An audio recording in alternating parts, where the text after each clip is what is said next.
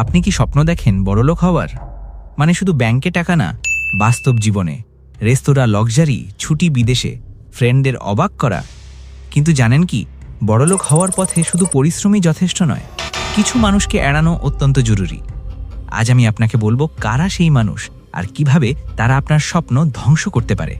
আমি উদাহরণ দিয়ে বলবো যাতে মনে থাকবে। প্রথমে কথা হবে নেগেটিভ মানুষ, যারা সব সময় বলে তুমি পারবে না, এটা কখনো হবে না। উদাহরণ, ধরুন রাজু নতুন একটা অনলাইন ব্যবসা শুরু করলো। সে বন্ধু রবিকে বলল, দেখবি আমি সফল হব। রবি বলল, ব্যর্থ হবে ভাই, কারোর ব্যবসা আজকাল সহজে সফল হয় না।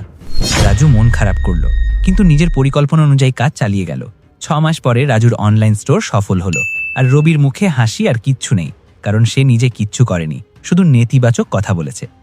পয়েন্ট, নেগেটিভ মানুষরা আপনার মনোবল খেয়ে যায়। বড়লোক হতে হলে এদের দূরে রাখুন। দ্বিতীয়, যারা সব কিছু চায় কিন্তু কাজ কিছুই করে না।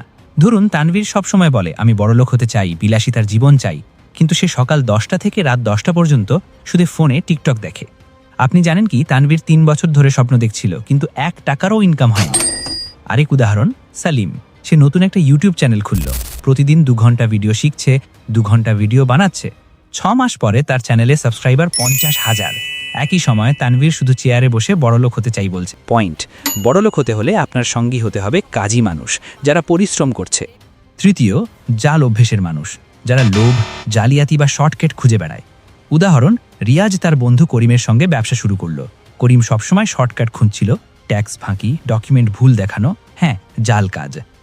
1 বছর পরে রিয়াজের ব্যবসা অনেক বড় হলো, কিন্তু করিম পুলিশের হাতে ধরালো। আরেকটি উদাহরণ সোহেল, যে সবসময় চুরি বা কেলেঙ্কারিতে লিপ্ত।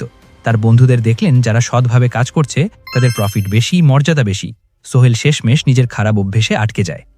পয়েন্ট, বড়লোক হতে হলে সততা রাখুন এবং জাল অভ্যেসের মানুষকে এড়ান। চতুর্থ, সময় নষ্ট করা মানুষ, যারা গসিপ, ড্রামা, বাজে গল্পে সময় নষ্ট করে। উদাহরণ, আলম সবসময় বন্ধুরা কি করছে, কে কি খাচ্ছে এইসব নিয়ে ব্যস্ত, কিন্তু তার বন্ধু রিয়াদ প্রতিদিন 1 ঘন্টা পড়াশুনো, 1 ঘন্টা নতুন স্কিল শেখে। 3 মাস পরে রিয়াদ একটা ছোট ব্যবসা শুরু করলো। আলম এখনও সোশ্যাল মিডিয়ায় সময় নষ্ট করছে। পয়েন্ট, সময় হলো আপনার সোনা। বড়লোক হতে হলে সময় নষ্ট করা মানুষদের কাছ থেকে দূরে থাকুন। পঞ্চম, হিংসুত মানুষ, যারা আপনার সাফল্য হজম করতে পারে না। উদাহরণ, আমি জানি রাহুল, সে নতুন বাড়ি কিনলো। বন্ধু আজিম দেখলো এবং বলল, তুই কি বড়লোক? এমন মানুষরা বন্ধু নয়, অন্তর্বর্তী শত্রু। যারা খুশি হয় আপনার সাফল্যে, তাদের সঙ্গে থাকুন। আরেকটি উদাহরণ, নাজমুল, তার চাচাতো ভাই সব সময় হিংসা করত। নাজমুল নিজের উদ্যোগে মনোযোগ দিল, আজ সে দেশের পরিচিত। ভাই এখনো হিংসায় আচ্ছন্ন।